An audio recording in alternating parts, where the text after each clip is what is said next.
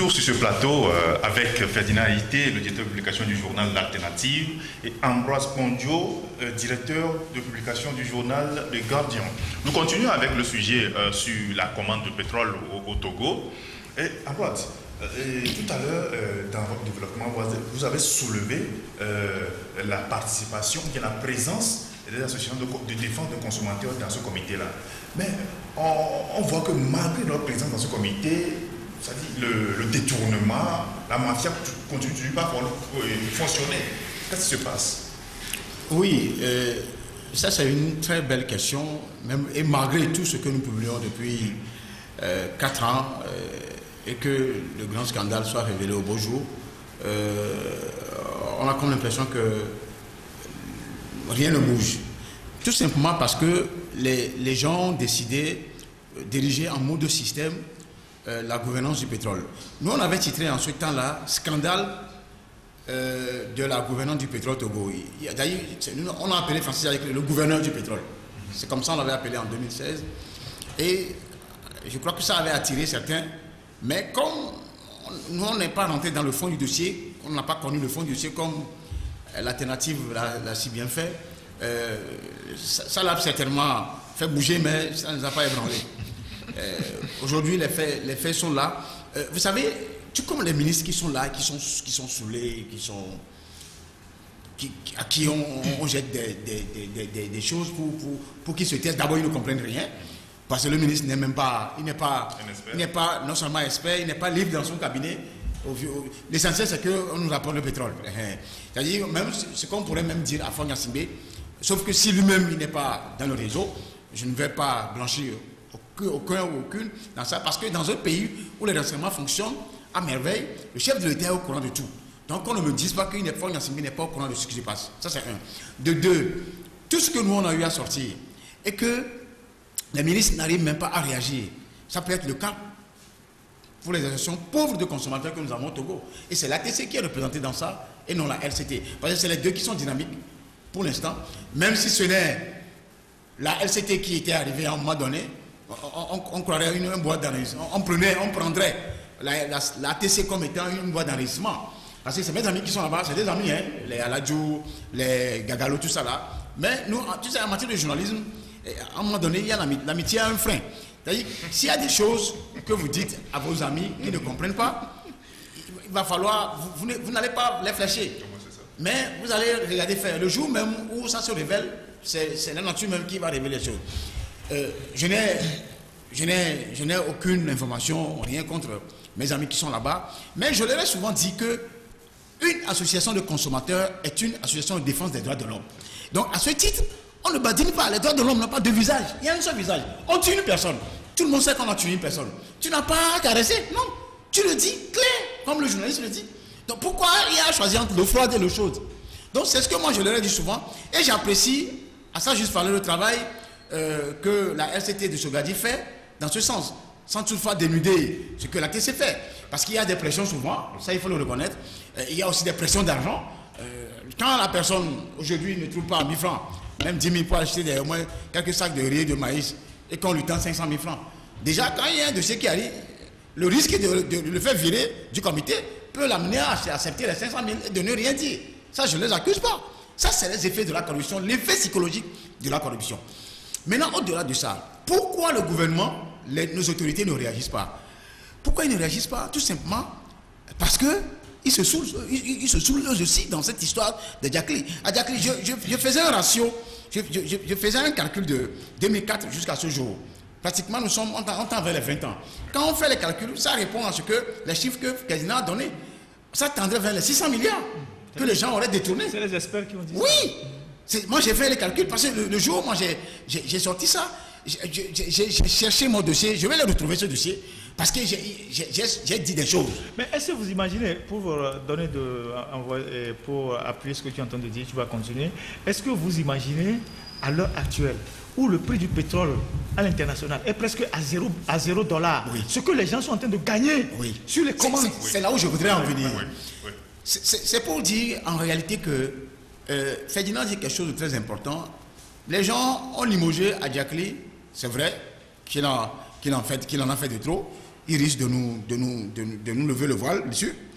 Donc, il faut les mettre au mouf. Mais on ne va pas perdre de vue le système. Il faudrait qu'on maintienne le système qui profite à certaines élites du pays. C'est là où je voudrais en venir. C'est ce qu'il a sorti. Pour vous dire, en réalité, que si jamais nous faisons baisser le prix du pétrole à 300 francs, on dirait que, mais où ils étaient, ils pouvaient faire le rapport entre le prix du baril à la pompe qui est descendu jusqu'à très bas, et que même certains producteurs demandent aux gens d'aller chercher, viens chercher le pétrole. Je ne vends plus. Si je trouve l'argent, viens me donner. C'est là où nous en sommes aujourd'hui. Donc, les 425 francs dont on nous vend le pétrole, ça veut dire que le prix même devait revenir à 100 francs à la pompe. Je vous le jure, à 100 francs.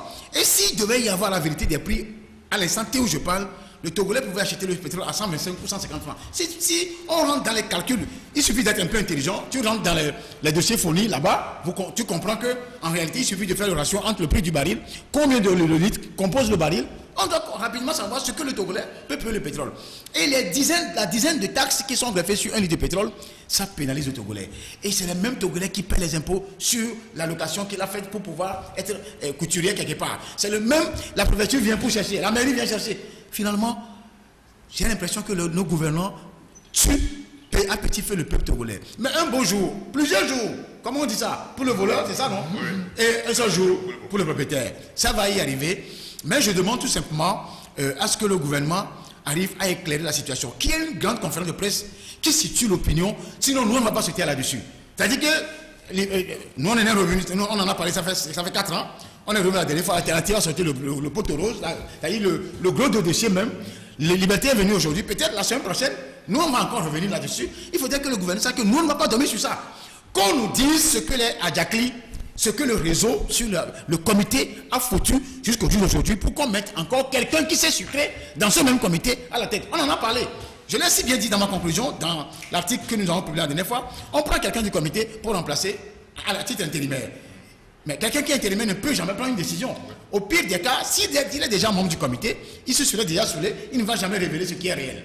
Donc, que le système soit révélé au public et que le gouvernement prenne ses responsabilités. Et j'en appelle au nouveau gouvernement. C'est en cela d'ailleurs que Klasu devait prendre, Klasu devait partir de Tibabaye à ses ministres.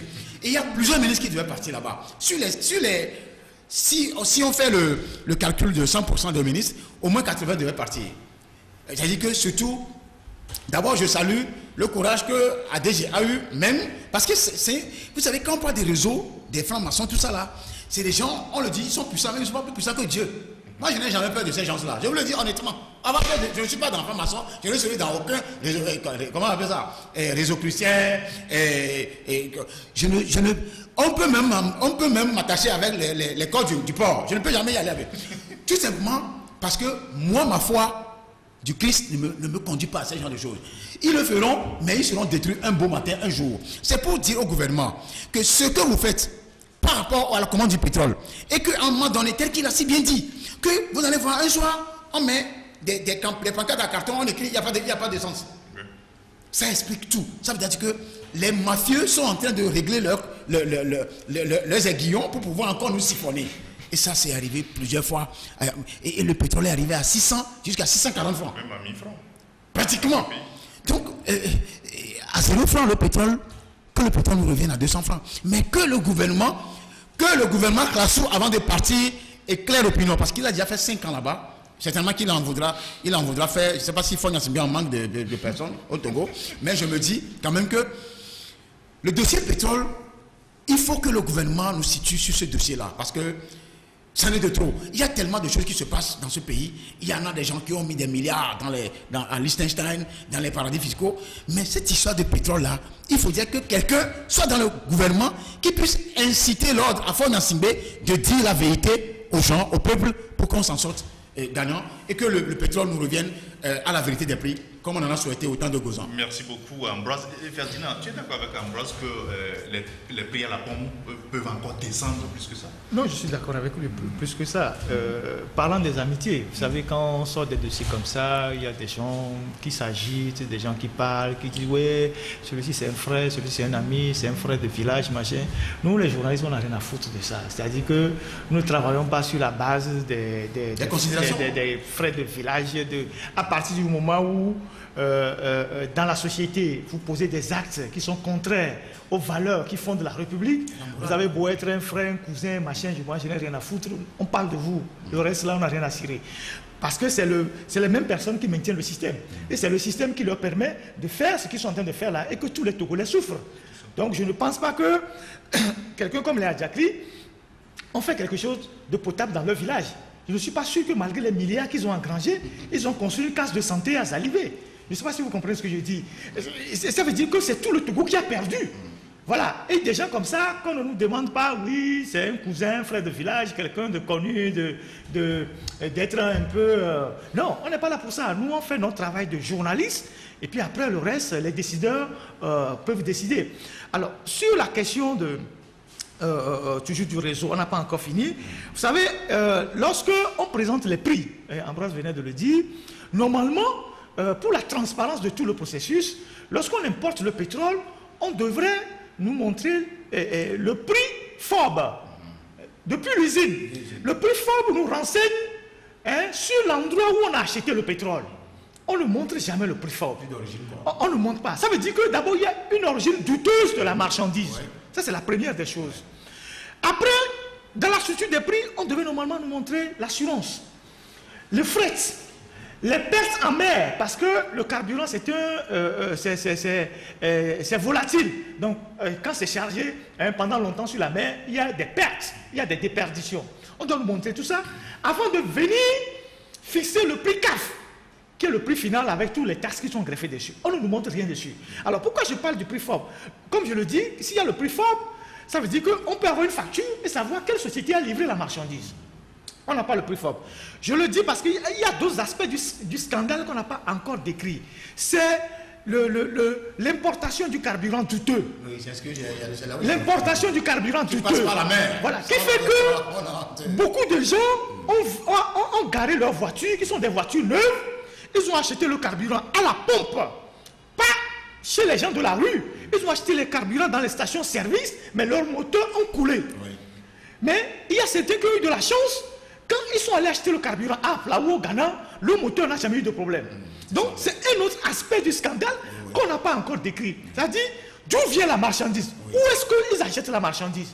Et quelle est la qualité de la marchandise qu'ils ramènent et dispatchent? Vous savez que tous nos pays voisins ont pris des directives par rapport aux propositions de l'ARA. L'ARA, c'est l'association régionale, je ne sais pas, des pétroliers. Ils se réunissent régulièrement. Il y a des directives pour éliminer le soufre dans le carburant. C'est pour ça qu'on est passé du super au super sans plomb.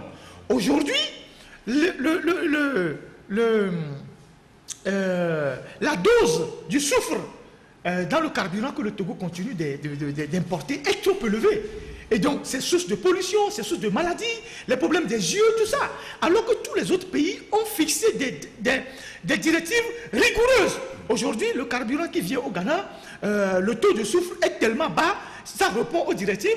Le carburant qui va même au Burkina aujourd'hui, parce que vous savez que tous les pays sahéliens passent par notre pays en termes de carburant. Actuellement, si vous allez à STCL, ils sont en train de faire des travaux. Parce que le Burkina a envoyé des courriers au Togo pour dire, désormais, tout le carburant qui doit arriver au Burkina, le taux de soufre doit être tel de tel gramme. Alors, le Togo, n'étant pas dans le respect de cette législation, ils sont en train de séparer les bacs au niveau de STCL pour stocker à part le carburant du Sahel. Alors que nous, chez nous, ils continuent d'importer le carburant douteux et c'est les mêmes personnes qui financent les gens pour tirer sur les enfants dans les rues qui sont en train de vendre du bourret. On tue les gens comme des poussins. Il y a tellement de choses sur lesquelles nous allons revenir dans ce dossier, mais pour l'instant, Ambroise vient de développer une partie de l'affaire. Pourquoi personne ne réagit? Pourquoi d'abord le gouvernement ne réagit pas? On dit dans ce pays que on lutte contre la corruption, la transparence, la reddition des comptes. On a mis ici plusieurs commissions. Il y a l'inspection d'État, l'IGE, il y a l'inspection des finances, il y a la commission anticorruption. Il y a tellement de scandales dans ce pays, personne ne réagit.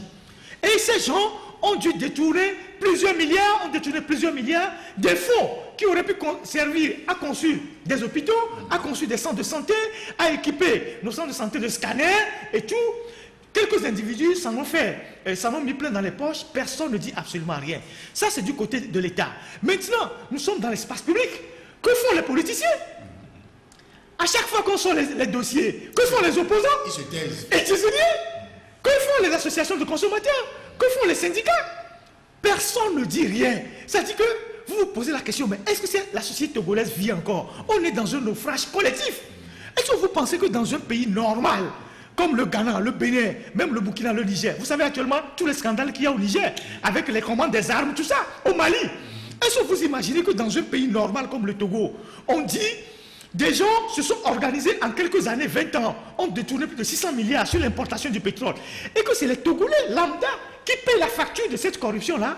Aucun opposant n'a sorti un communiqué pour demander des comptes, aucun syndicaliste n'a sorti un communiqué pour demander, mais parce que les syndicalistes, ils vont dans le dialogue social. Et dans le dialogue social, il y a la fixation des prix du pétrole. Et personne ne dit rien. Ça nous donne l'idée de l'état de déconfiture morale de notre pays. Et ce qui nous préoccupe dans ce pays, ce dont nous sommes souvent, le mot m'échappe, nous sommes prompts à réagir, c'est quand on vous dit qu'il y a un revenant à Badago, que des gens normaux, même des journalistes vont croire que quelqu'un est mort 5 mois après, et que la même personne est revenue à la vie, et que des journalistes ne se posent pas de questions. Il est mort vraiment, il y a un certificat de décès, où est-ce qu'on l'a enterré, où est-ce qu'on a organisé ses funérailles, on va aller voir la tombe. Et les journalistes, même quand Jésus est mort, les gens sont allés voir la tombe. La tombe était vide. Et les gens, y compris nos propres confrères journalistes, ont donné de la valeur à cette hystérie, à ce petit touillant-là, qui était là-bas, et des gens ont créé un réseau, et on donne 500 francs pour aller voir un touillant qui se dit miraculeux. C'est des sujets comme ça qui nous intéressent au Togo, et ça montre l'état de déconfiture morale de notre société. Et donc, je pense que dans les histoires comme le détournement de pétrole, et tous les dégâts qui entourent cette affaire-là, il faut quand même à un moment donné l'État réagisse. Et la première réaction d'un État normal, en attendant de demander un audit de tout le système d'importation du pétrole, c'est de suspendre, c'est d'abord de suspendre l'autorisation qu'on a donnée à la société familiale des Adjactis de faire la commande. Oui. Il faut suspendre d'abord ça. Deuxième chose, il faut dissoudre le fameux comité où les gens se réunissent à même parfois, même plusieurs fois par mois, ils se partagent 500 000, 500 000. C'est-à-dire qu'à chaque fois que vous vous réunissez, les gens prennent 500 000. Comment voulez-vous que les gens comme association des consommateurs réagissent quand à chaque fois ils vont à une réunion, ils prennent 500 000, ils prennent des bons de carburant, ils circulent normalement. Et comment voulez-vous que des syndicalistes dans cette boîte réagissent? Personne ne réagit là. Parce que dès le départ, on les étouffe avec l'argent, ou bien ils prennent de l'argent, c'est les fruits de la corruption. Donc, il faut dissoudre ce comité-là, le recomposer autrement. Et il faut maintenant avoir un œil sur cette histoire de commande de pétrole. Et non seulement la commande, mais la qualité du pétrole qui vient dans ce pays. Et voir les taxes qui sont sur ce pétrole. Parce que les Togolais lambda, qui sont de Lomé jusqu'à Saint-Cassé, ils ont quand même toujours payé le prix de la corruption.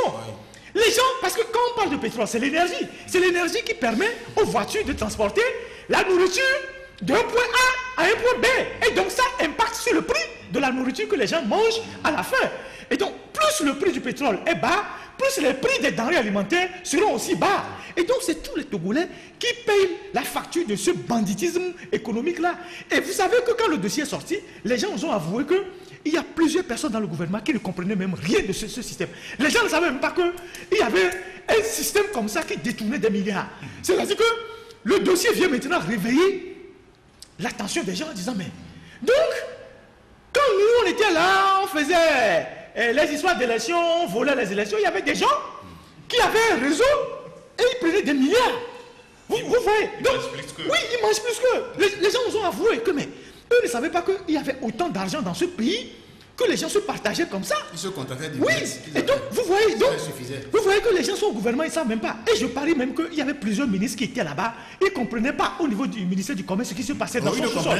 Seul Gozan, comme lui, il est venu de la BCAO, a senti la magouille. Il a voulu réagir, ils l'ont enlevé rapidement. Voilà, les autres ministres, on leur donnait juste leur part, ils étaient contents, ils riaient, bon voilà, ils prennent leur valise, ils partent. Vous voyez. Et donc, il faut peut-être revenir à l'ancien système qui permet aux pétroliers de commander le pétrole. Si l'État ne veut pas le faire comme ça, l'État libère carrément la commande du pétrole. Aujourd'hui, au Bénin, la commande du pétrole est libéralisée, mais c'est l'État qui encadre. C'est l'État qui encadre et c'est l'État qui fixe le prix. Donc vous voyez, et donc il faut arrêter parce qu'il y a trop de conflits d'intérêts au Togo. C'est-à-dire que la constitution de notre pays dit les gouvernants ne peuvent pas être des hommes d'affaires ou des commerçants. Il n'y a qu'au Togo que les gouvernants ont des actions partout. Et ils sont dans toutes les sociétés, ils sont dans toutes les affaires. Quand vous fouillez dans cette histoire de pétrole, il n'y a pas que les Adjakli. Vous avez les Barquets, vous avez d'autres personnes. Quand vous fouillez, vous trouvez même des gens insoupçonnables. Vous voyez. Et donc, tant que dans ce pays, les dirigeants ne nous feront pas la déclaration des biens, il ne faut pas rendre des comptes. Parce que c'est tout ça qui empêche la lutte contre la corruption. Oui. Parce qu'en fouillant dans un dossier, c'est comme on dit, la poule qui va tout le temps fouiller au dépôt, tu vas finir par trouver les os de 100 grammes ou quelque chose comme ça. Donc, en fouillant dans le dossier, c'est comme les poupées russes. À chaque fois quand vous allez tomber sur quelqu'un et vous allez vous rendre compte que c'est le chef même du gang qui est caché quelque part. Les autres ne sont que les exécutants. Vous voyez comment une mafia fonctionne. C'est ça. Et donc, c'est ça qui fait que dans ce pays, on ne veut même pas lutter contre la corruption. On laisse les gens s'enrichir. Le pays s'appauvrit. Vous savez, au Ghana, quand les gens ont de l'argent, ils le montrent. Tout le monde sent que les gens ont de l'argent. Même si ils le gagnent honnêtement ou bien ils ont demandé quelqu'un à l'extérieur, ils investissent dans leur pays. Oui, tout le monde sait qu'ils ont de l'argent. Sans qu'il y ait même une loi. Voilà. Au Togo, regardez ce que les gens ont fait avec Vitol. Ils partagent l'argent à l'extérieur. Ils partagent l'argent à l'extérieur. C'est-à-dire qu'il n'y a aucun franc qu'on investit. Il n'y a que les miettes qu'ils ont ici. Mais ils partagent le gros lot à l'extérieur. Donc cet argent échappe au Togo. Vous avez vu ça? Et donc, cette histoire-là, à un moment donné, il faut qu'on arrête ça. Et ça aussi, Ferdinand, justement, ça aussi, c'est le système même dictatorial qui a instauré ce fonctionnement pour dire que nous, on sera seulement le président de la République. Le grand problème du Togo, qui a ses ramifications jusqu'à dans le pétrole, dans la sécurité, tout ça, c'est que c'est seulement un Singé qui devra dire président. Peut-être, il y a dans l'entendement des gens, après fort, ce serait Meïan Singé ou autre. C'est ce que les gens disent. Bon, moi je le dis peut-être, c'est après mon cadavre. Bon, ça y est, je l'ai dit, parce que je tomberai des nuits quand ça va arriver. Tout simplement pour vous dire que, en réalité, c'est que si le système fonctionne, il semble qu'il y a une loi même au Ghana. Si tu détournes des fonds, tu fais des faux, c'est-à-dire que tu as vendu de la drogue et tu as des milliards, l'essentiel c'est de venir investir dans le pays. Il semble qu'il y a quelque chose comme ça au Ghana. Parce que j'ai lu un truc comme ça dans leur journal là, j'ai trouvé quelque chose comme ça. Donc c'est pour vous dire en réalité que le système togolais, c'est un système de gouvernance et de pouvoir. Et quand les Nyasingé seront là, et le clan qui l'entoure va continuer par se sucrer, la malversation, les magouilles ne vont jamais finir. Quand il parlait à l'instant des pétroles qui seraient des pétroles et pétroles douteux, moi, en 2018, oui, 2017-2018, quand j'avais sorti le dossier à Djakli, il y avait un monsieur, un importateur de pétrole, il était propriétaire de station d'essence, qui m'avait approché, qui m'a dit, mon frère, tu as trouvé ça où? Ça veut dire, ah, moi je ne veux pas parler. Hein. J'ai dit, mais je ne vous ai rien demandé. Et il me disait que, mon jeune frère, il y a du pétrole qui vient toutes les nuits de la mer, sur la mer. Ah, c'est quoi ça? Si c'est que vous pouvez aller vérifier, malheureusement, c'est seulement l'autorité maritime qui a les regards avec les jets, les zombies, comment vous l'appelez, les petits bateaux pour contrôler. Sinon, vous allez voir le pétrole, la majeure partie du pétrole vient là. L'année, il y a 2 ans, j'ai acheté du pétrole dans mon moteur, dans ma moto. J'ai remarqué ça fait ça, c'est la station. Ouais. Je ne vais pas citer le nom de la station. Ouais. Je ne vais pas non plus citer ma préférence pour éviter ces choses-là au niveau des stations-ci, pour en faire une publicité gratuite. Mais je me dis quand même que de la même manière, Francis Djakli, son réseau fonctionné, la COT aussi fonctionne comme ça. Ça y est, peut-être j'apprends aux gens. Vous savez pourquoi nos factures sont toujours gonflées? Ouais. Ça rentre dans les poches. Ces jours-ci, les factures sont très gonflées. On va vous dire que la facture de mars, pour tout le monde, est en l'air. Moi qui peut-être paye 11 000, 9 000, ça n'a jamais dépassé 11 000, 14 000, je suis arrivé à 18 000. J'ai dû appeler la direction. Et on me dit que c'est la période de chaleur. D'accord. Mais je me dis, quand vous allez à la CET, quand vous fouillez, vous comprendrez que la magouille même, c'est la maison même. Ambroise, un ancien directeur de la CET m'a fait une confidence. Une confidence. Il n'est plus dans la boîte. Il m'a dit, cette boîte est gérée plus qu'une épicerie de quartier. Oui. Et que la CET, je l'avais dit, je l'ai écrit dans un article, personne n'a contesté, je l'ai dit dans une émission. La CET commande 100 millions de champagne par an. Champagne plus 20. Et commande du champagne Runard. Et au point que ceux qui font la commande à la CET ont créé des boutiques de vente de champagne en ville. Et comment vous pouvez imaginer que la CET, qui est incapable de faire l'extension vers Diagbélé, de faire l'extension vers, je ne sais pas, vers Ougan, de faire l'extension vers Ségbé, vers Toblekopé, où les gens sont toujours sur le système araignée. Cette CET-là peut commander 100 millions de champagne par an. Qui sont ceux qui boivent du champagne dans ce pays? On dit, on commande pour la présidence, on commande pour la primature, on commande pour les ministères. Alors que les ministères ont aussi leur budget. Ils ont déjà tout ça. Ils ont leur budget. C'est une exigence. Ils ont leur budget. On dit oui, telle personne, telle personne, je ne vais pas vous dévoiler le nom de gens, telle personne, de la grande famille, ou telle personne proche de l'autorité fait son anniversaire. La société donne 20 millions. La société donne 50 millions. Et c'est nous, j'ai dit tantôt que c'est nous qui payons la facture de la corruption. C'est nous qui payons ça. Et donc, tout ça se passe dans ce pays. Aucun homme politique qui aspire à prendre le pouvoir, aucun syndicaliste, personne ne connaît ça.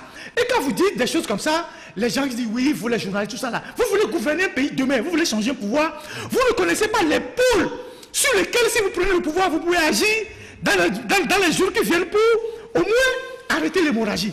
Voilà pourquoi dans ce pays, les forces en réalité qui luttent contre le changement sont organisés contre le changement. Les gens ne comprennent rien. Parce que ces commandes de champagne là, on donne le marché de commande à des copines, à des maîtresses, tout ça. Les gens créent leur société, les bureaux c'est dans leur maison. Eux, ils livrent juste, et puis on libère même vite leur chèque. Ils prennent l'argent. Et donc, il y a tellement de ces choses-là qui se passent dans ce pays. Vous allez au port, même chose. Vous allez au NATO, même chose. Personne, c'est des milliards qu'on investit dans ces comme ça. Et donc, nous, il y a des choses que nous savons au niveau des journalistes, on ne dit pas tout. Parce que à peine même 20%, à peine même 20% qu'on sait qu'on dit, parce que sinon les gens vont nous fuser. Les gens vont nous tuer. Et donc, dans un pays où vous avez une société civile, vous avez une classe politique dite de l'opposition, vous avez des gens qui sont au Parlement. Personne ne demande des comptes au gouvernement. C'est ça même le malheur du Togo. Personne ne demande des comptes au gouvernement. Et quand vous fouillez, vous allez voir que la corruption touche tout le monde. Tous ces gens-là, ils sont des réseaux, ils prennent leur part. Tout le monde se tait. Et aujourd'hui... Et on te prend même comme quelqu'un qui... Et aujourd'hui, il n'y a que des journalistes, aujourd'hui en fait au Togo, qui sont les porte-voix de la population. Il n'y a que les journalistes. Les journalistes qui sont les porte-voix de la population. Depuis là, on est ici, on reçoit des gens viennent, ils ont des problèmes, la justice ne peut pas régler, la gendarmerie ne peut pas régler, c'est la presse qui peut régler ça. C'est la presse qui peut régler. On vous dérange tous les jours. Depuis quelques jours, mais tu es au courant, il y a des dossiers qui sont tombés ici, on a appelé les ministres, les gens ne commencent pas à paniquer, ils veulent régler le problème, ils ne veulent pas que le problème sorte. Parce qu'on ne peut pas comprendre qu'un pays soit à ce niveau-là. Vous comprenez? Et donc, moi je disais à quelqu'un que fort ne peut pas lutter contre la corruption. Parce que il fait partie même. C'est ça. C'est ça. Et donc, il est au centre. Vous êtes en train de suivre le procès Vital Kamerhe. Moi, je suis ça. Moi, je suis ça. Je ne rate rien. De même que moi. Vous avez vu un président de la République qui a lâché son directeur de cabinet d'aller rendre compte. Et on fait un procès public devant tout le peuple pour que chacun se fasse une idée de la manière dont on gère les fonds publics. Forêt au pouvoir depuis 16 ans. Que de scandales depuis 16 ans. Que de milliardaires depuis 16 ans. On n'a jamais arrêté personne. On n'a jamais arrêté personne. On n'a jamais inquiété personne. Il y a des comités qui sont des rapports mais qui ne foutent rien. Donc vous voyez que notre société est morte. Et on est inquiet.